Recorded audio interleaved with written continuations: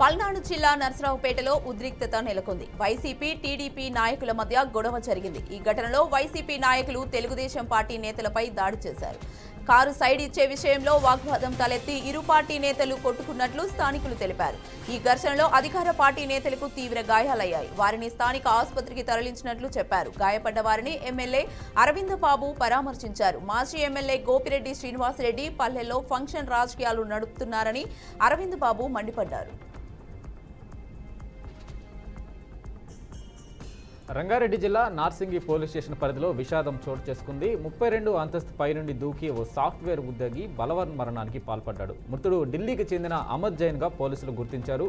బాడీని పోస్టుమార్టం కోసం ఆసుపత్రికి తరలించామన్నారు. తొందరలోనే బాధితుడు మృతికి గల కారణాలు చెబుతామని పోలీసులు వెల్లడించారు.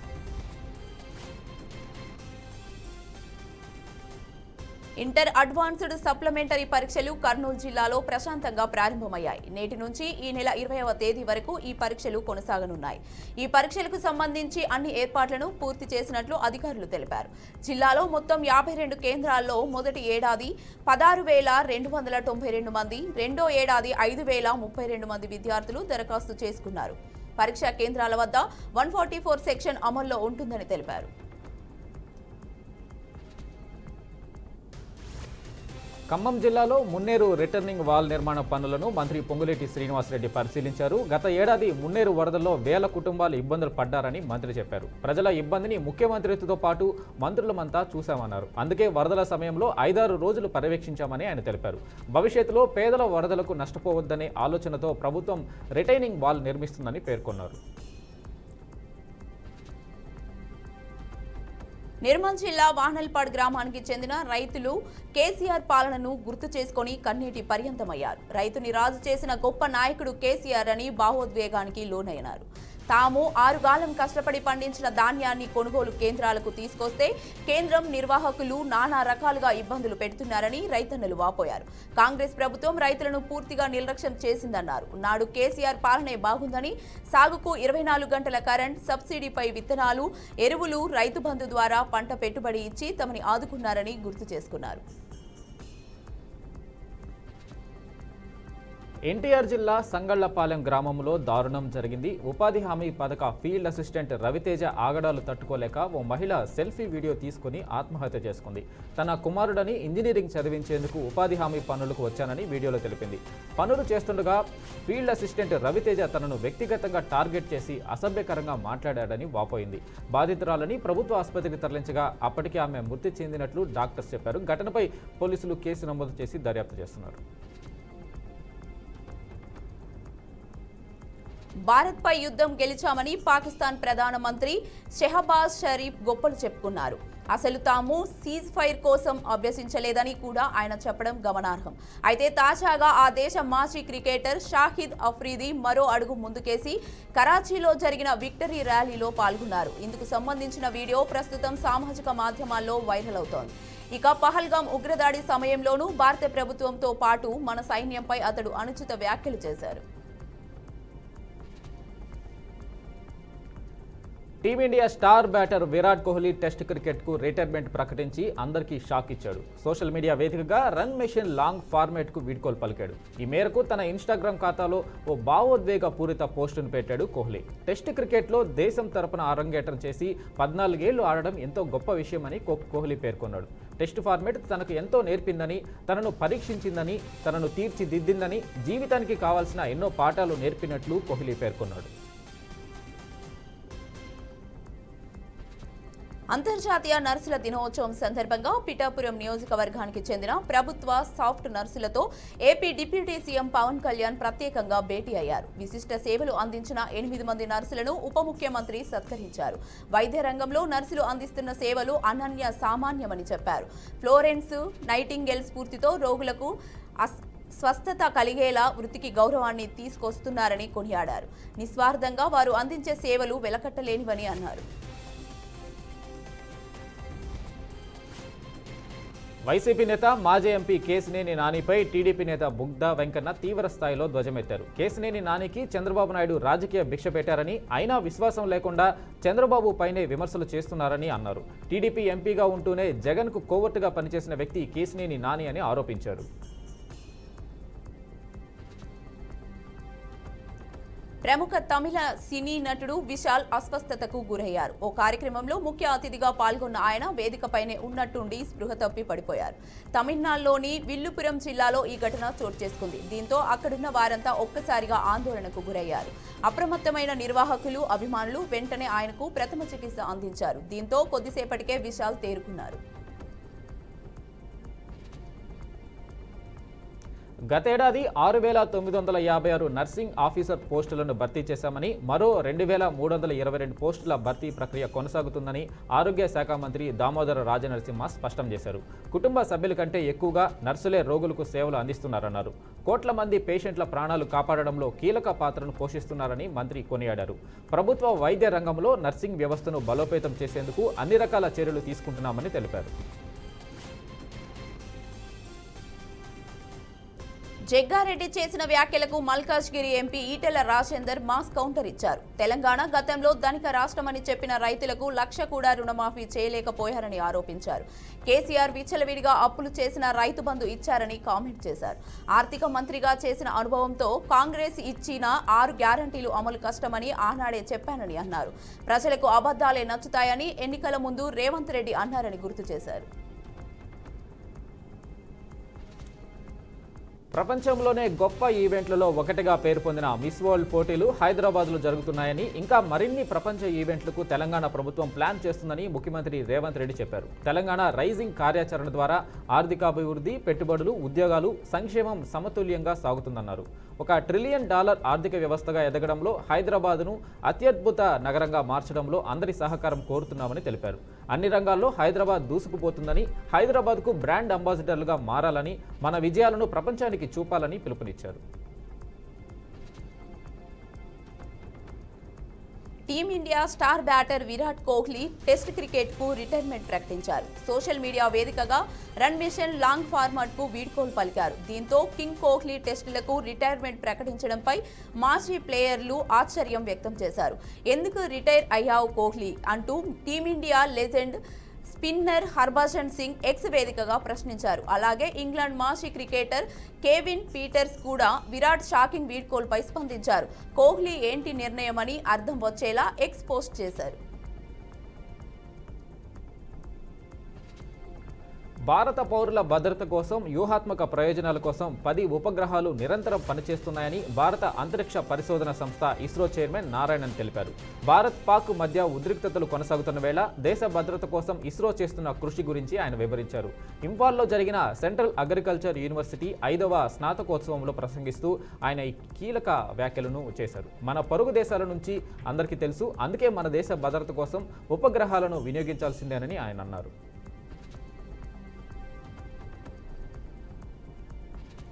భారత సైన్యం మాజీ అధిపతి జనరల్ మనోజ్ నరవణే కీలక వ్యాఖ్యలు చేశారు. యుద్ధం అంటే రొమాంటిక్ వ్యవహారం కాదని, అదొక బాలీవుడ్ సినిమా అసలే కాదని ఆయన స్పష్టం చేశారు. ఘర్షణ వాతావరణానికి స్వస్తి పలికి దౌత్య మార్గాల ద్వారా సమస్యల పరిష్కారానికి ప్రాధాన్యత ఇవ్వాలని సూచించారు. యుద్ధం లేదా హింస అనేవి మనం ఆశ్రయించాల్సిన చివరి మార్గాలు కావాలన్నారు. అవివేకులైన కొందరు మనపై యుద్ధాన్ని రుద్దినా మనం దానిని ప్రోత్సహించకూడదని పేర్కొన్నారు.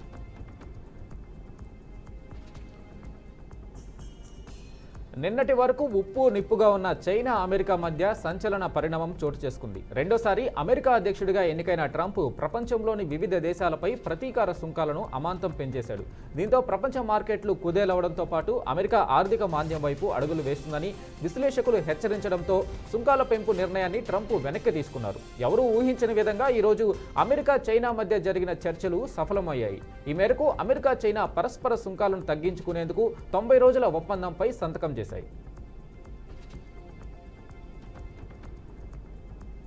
భారత్, పాకిస్తాన్ మధ్య కాల్పుల విరమణ ఒప్పందాన్ని ప్రకటించిన విదేశాంగ కార్యదర్శి విక్రమ్ మిస్రీ ఆయన కుటుంబ సభ్యులపై సోషల్ మీడియాలో తీవ్ర దూషణలకు పాల్పడడం కలకలం రేపింది. ఈ ఘటనపై పలువురు రాజకీయ నాయకులు, మాజీ దౌత్యవేత్త తీవ్రంగా స్పందిస్తూ ఆయనకు అండగా నిలిచారు. ప్రభుత్వ నిర్ణయాలను వెల్లడించినందుకు ఒక అధికారిని, ఆయన కుటుంబాన్ని లక్ష్యంగా చేసుకోవడం దారుణమని ఆగ్రహం వ్యక్తం చేశారు.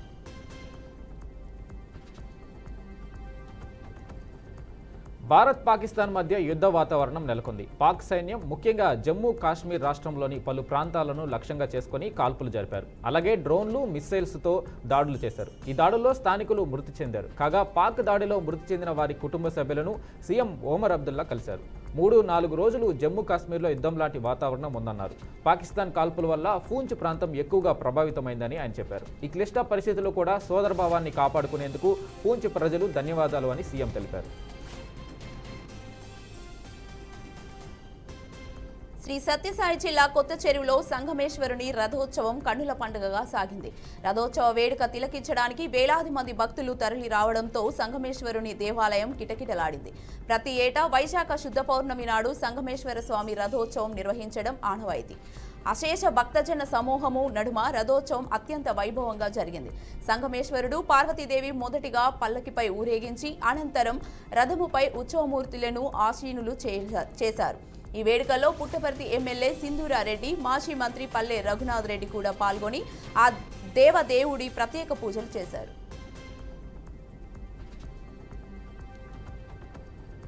తాను పార్టీ బలోపేతం కోసమే పనిచేస్తున్నా అని ఎమ్మెల్సీ కల్వకుంట్ల కవిత అన్నారు. పార్టీపై ప్రజల్లో రోజురోజుకు నమ్మకం పెరుగుతుందన్నారు. తనపై కొందరు పనిగట్టుకొని దుష్ప్రచారం చేస్తున్నారని మండిపడ్డారు. సమయం వచ్చినప్పుడు అన్నీ బయట పెడతాయని ఆమె చెప్పారు. 6 నెలలు జైల్లో ఉన్నది సరిపోదా, ఇంకా నన్ను కష్టపెడతారా అంటూ కవిత ఆవేదన వ్యక్తం చేశారు.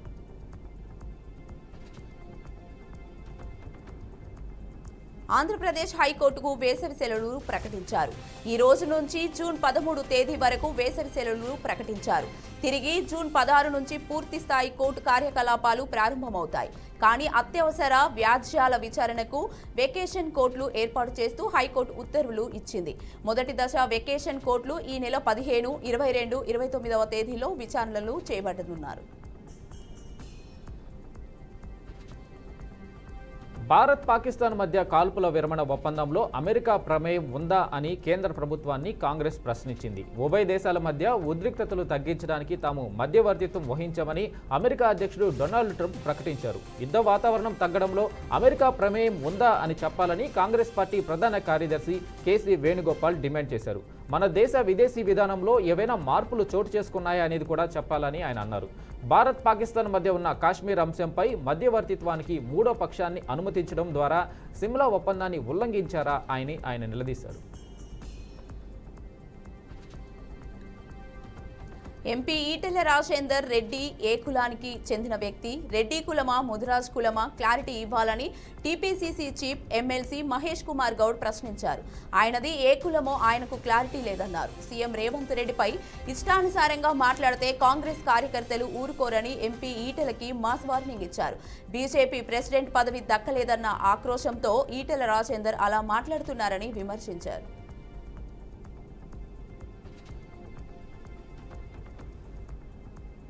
దేశ రాజధాని ఢిల్లీ ప్రభుత్వం కీలక నిర్ణయం తీసుకుంది. భారత మాజీ ప్రధాని పివి నరసింహారావు విగ్రహాన్ని ఢిల్లీలోని తెలంగాణ భవన్లో ఏర్పాటు చేసేందుకు నిర్ణయించారు. ఈ మేరకు ఢిల్లీ మున్సిపల్ కార్పొరేషన్ ప్రతిపాదనలు పెట్టింది. కాగా పివి నరసింహారావు విగ్రహ ఏర్పాటుకు ఢిల్లీ అర్బన్ ఆర్ట్ కమిషన్ ఆమోదం తెలిపింది. అతి త్వరలో ఈ నిర్మాణం చేపట్టనున్నారు.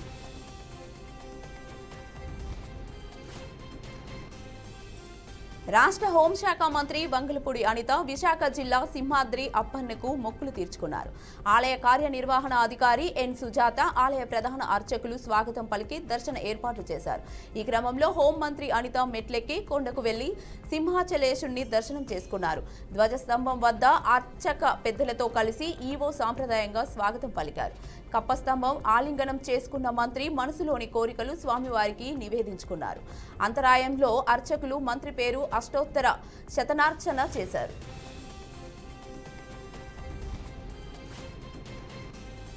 టీమిండియా మాజీ captain Virat Kohli test cricket నుంచి రిటైర్మెంట్ ప్రకటించిన నేపథ్యంలో బీసీసీఐ స్పందించింది. థ్యాంక్ యూ కోహ్లీ అంటూ సోషల్ మీడియా ద్వారా కృతజ్ఞతలు తెలియజేసింది. భారత క్రికెట్ టెస్ట్ చరిత్రలో ఓ శకం ముగిసిందని, టీమిండియాకు కోహ్లీ అందించిన సేవలు ఎప్పటికీ గుర్తుండిపోతాయని పేర్కొంది.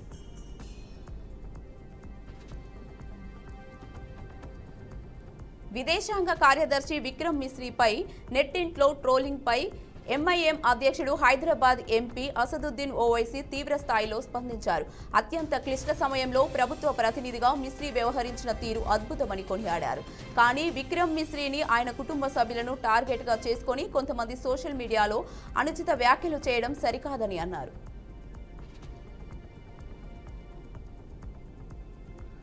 ములుగు జిల్లా మంగపేట మండలంలో రోడ్డు ప్రమాదం జరిగింది. ఆటో ద్విచక్ర వాహనం ఢీకొనడంతో నలుగురికి తీవ్ర గాయాలయ్యాయి. ముల్లూరు గుట్టపై లక్ష్మీ నరసింహస్వామి కళ్యాణాన్ని చూసి తిరిగి వస్తుండగా ఈ ప్రమాదం జరిగినట్లు బాధితులు చెప్పారు.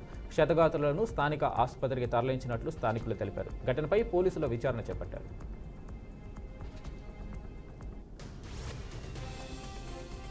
నెల్లూరులో ఘోర రోడ్డు ప్రమాదం చోటు చేసుకుంది. ఆత్మకూరు బస్టాండ్ ఫ్లైఓవర్ బ్రిడ్జి పైన వేగంగా వెళ్తున్న ట్రాక్టర్ స్కూటీని ఢీకొట్టింది. స్కూటీపై వెళ్తున్న సాయి ప్రతాప్ అక్కడికక్కడే మృతి చెందగా ట్రాక్టర్ డ్రైవర్ పరారయ్యారు. మృతుడు విజయ డయాగ్నోస్టిక్ సెంటర్లో పనిచేస్తున్నట్లు స్థానికులు తెలిపారు. పోలీసులు సంఘటన స్థలానికి చేరుకొని విచారిస్తున్నారు. మృతదేహాన్ని స్థానిక గవర్నమెంట్ హాస్పిటల్కు తరలించారు.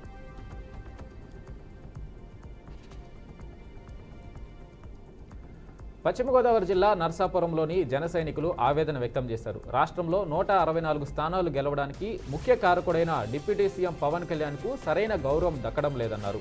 ఇండస్ట్రియల్ పార్కు శంకుస్థాపన కార్యక్రమంలో ఏర్పాటు చేసిన ఫ్లెక్సీలో పవన్ కళ్యాణ్ ఫోటో మంత్రుల ఫోటోలతో సమానంగా వేయడం సరికాదని జనసేన టౌన్ అధ్యక్షుడు వెంకటేశ్వరరావు అన్నారు. నియోజకవర్గంలో ఎటువంటి అభివృద్ధి కార్యక్రమాలు జరిగినా సీఎం చంద్రబాబు ఫోటోతో సమానంగా పవన్ కళ్యాణ్ ఫోటో వేయాలంటూ డిమాండ్ చేశారు. మహబూబాబాద్ జిల్లాలో వడదెబ్బతో రైతు మృతి చెందాడు. పోచంపల్లి గ్రామంలో ధాన్యం కొనుగోలు కేంద్రంలో ఈ దారుణం జరిగింది. కొనుగోలు సెంటర్లో సరైన వసతులు, తాగడానికి నీళ్లు లేకనే ఇలాంటి సంఘటనలు జరుగుతున్నాయని స్థానిక రైతులు వాపోతున్నారు. ఇప్పటికైనా అధికారులు మేల్కొని సరైన వసతులు కల్పించి కొనుగోలు చేసిన ధాన్యాన్ని వెంటనే తరలించాలని కోరారు.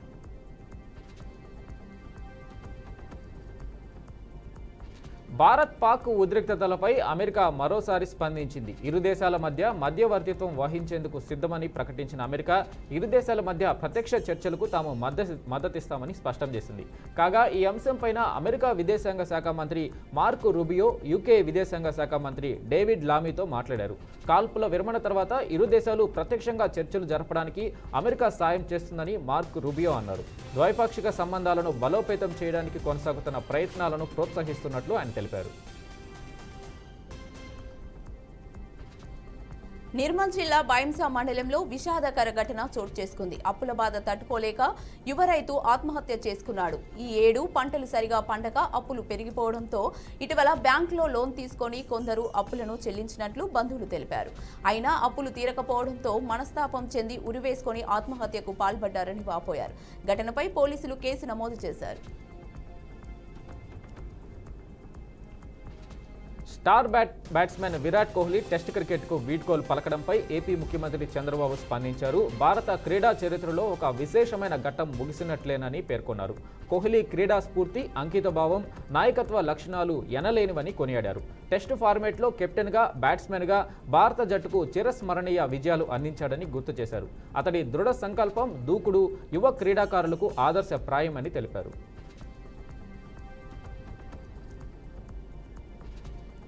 దాయాది పాకిస్తాన్తో ఉద్రిక్తతల వేళ దేశంలో వరుస బాంబు బెదిరింపులు ఆందోళన కలిగిస్తున్నాయి. తాజాగా జైపూర్లోని సవాయి మాన్ సింగ్ క్రికెట్ స్టేడియంకి మరోసారి బాంబు బెదిరింపులు వచ్చాయి. స్టేడియానికి ఈ రోజు బాంబు బెదిరింపులు వచ్చినట్లు అదనపు ఎస్పీ లలిత్ శర్మ వెల్లడించారు. స్పోర్ట్స్ కౌన్సిల్ అధికారిక ఈమెయిల్ ఐడీకి ఈ బెదిరింపు మెయిల్ వచ్చినట్లు ఆయన చెప్పారు. ఈ మెయిల్తో అప్రమత్తమైన పోలీసులు వెంటనే అక్కడికి చేరుకొని స్టేడియాన్ని ఖాళీ చేయించారు. బాంబు స్క్వాడ్, డాగ్ స్క్వాడ్ సాయంతో క్షుణ్ణంగా సోదాలు నిర్వహించారు. సీఎం రేవంత్ రెడ్డిపై మాజీ మంత్రి కేటీఆర్ మండిపడ్డారు. ఓవైపు అందాల పోటీల్లో ముఖ్యమంత్రి మునిగి తేలుతుంటే మరోవైపు వడదెబ్బకు తాళలేక ధాన్యం కుప్పలపైనే ఓ అన్నదాత బలి కావడం అత్యంత బాధాకరం అని అన్నారు. రేవంత్ చేతకానితనం వల్ల రైతు నిండు ప్రాణం గాలిలో కలిసిపోయిందని ఆవేదన వ్యక్తం చేశారు. ఇది ముమ్మాటికి ముఖ్యమంత్రి చేసిన హత్య అని కేటీఆర్ తేల్చి చెప్పారు.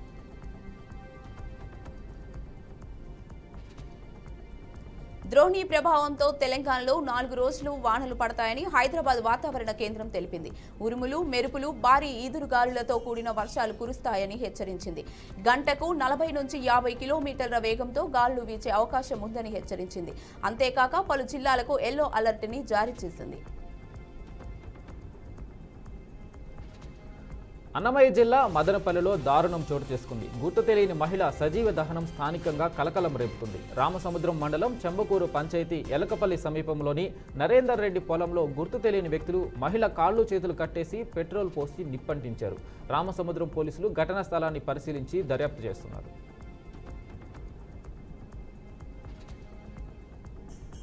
భారతదేశానికి 16 ఏళ్లుగా సేవలందించిన ఆర్కా మేఘనాథ్ అనారోగ్యంతో జార్ఖండ్లో మృతి చెందారు.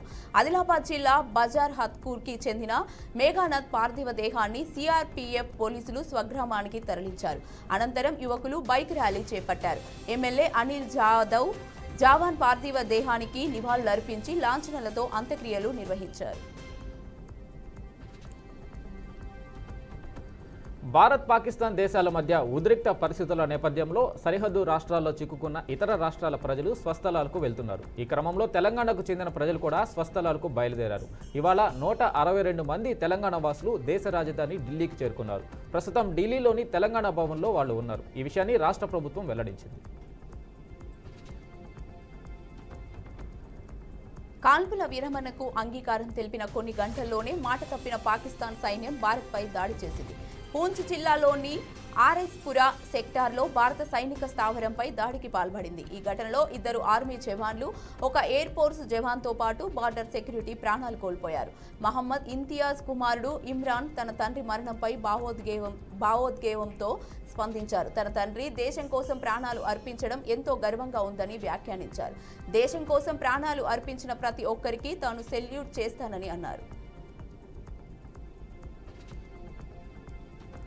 మాదక ద్రవ్యాల అక్రమ రవాణాపై ఎక్సైజ్ శాఖ తన దూకుడు పెంచింది. ఉప్పల్ మల్లాపూర్ హెచ్సిఎల్ ప్రాంతంలోని ఓ గోడాంలో 106 కిలోల గంజాయిని ఎక్సైజ్ అధికారులు పట్టుకున్నారు. ఈ గంజాయి విలువ 53 లక్షల రూపాయలు ఉండొచ్చని అధికారులు అంచనా వేశారు. 3 వ్యక్తులను అదుపులోకి తీసుకుని విచారించగా ఒడిశా రాష్ట్రం నుంచి గంజాయి తరలిస్తున్నారని తెలిపారు. అక్రమ రవాణాపై నిరంతరం దాడులు కొనసాగుతాయని స్పష్టం చేశారు. ఆఫ్ఘనిస్తాన్లోని తాలిబాన్ ప్రభుత్వం మరో షాకింగ్ డెసిజన్ తీసుకున్నది. ఆ దేశంలో చెస్ ఆటను బ్యాన్ చేసింది. మతపరమైన కారణాల వల్ల ఈ నిర్ణయం తీసుకున్నారని కామా ప్రెస్ నివేదించింది. మే 11 నుంచి చెస్ కార్యకలాపాలను నిలిపివేస్తున్నట్లు తాలిబాన్ నేతృత్వంలోని క్రీడా మంత్రిత్వ శాఖ అధికారులు ధృవీకరించారు.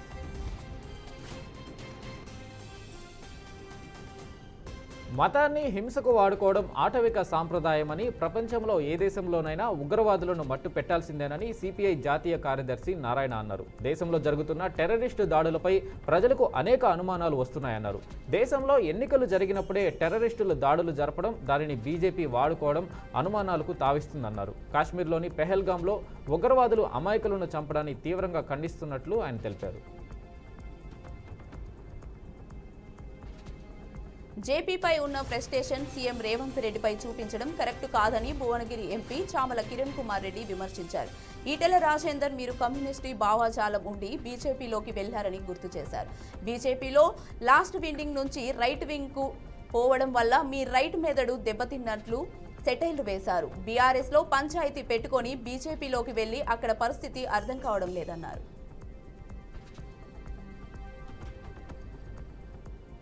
భారత్ పాక్ యుద్ధంపై కాంగ్రెస్ జాతీయ అధ్యక్షులు మల్లికార్జున ఖర్గే కీలక వ్యాఖ్యలు చేశారు. ఈ రోజుల్లో కావాల్సింది బుద్ధుడి సిద్ధాంతాలు, యుద్ధం కాదన్నారు. పాకిస్తాన్ కావాలనే భారత్ను రెచ్చగొడుతుందని ఖర్గే చెప్పుకొచ్చారు. పాక్పై అంతా కలిసికట్టుగా పోరాడాలని ఆయన సూచించారు.